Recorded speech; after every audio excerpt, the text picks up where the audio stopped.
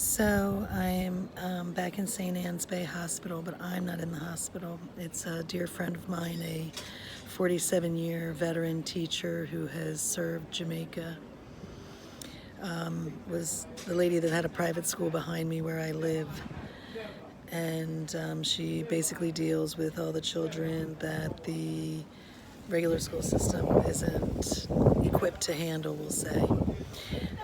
They send them her way. So she had a lot of special needs children. And she landed in the hospital a few days ago, and she's been calling for me. So only family is allowed to come into the wards. So you can see this way.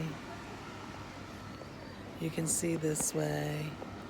And then visiting hours are only 1 hour in a day. And so only 2 people can actually see you at your time in the hospital. So this is so culturally different than in American hospitals.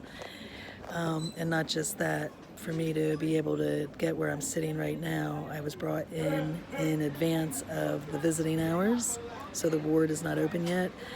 And it took a payoff at the door, we'll say. And then the person walked me all the way back here, found me a chair, told me to sit here and wait until someone comes to get me. And then at that time, I will be able to go in and see my friend. And she's an elder, so I'm very concerned. I heard that it's blood clots in her legs, so I'm just asking everyone to pray for her. And it's just another severe cultural difference that we can't give support and love to the people we care about without certain, like, the limited visit that she can have, the limited people who can visit, and what about those people who maybe don't have family, who gets to visit them? So I couldn't imagine being admitted and being that lonely, somebody like me who really doesn't have any family here. So, when I had the dengue fever, that was my biggest fear, was being admitted and being alone. So anyway, let's keep her in our thoughts, and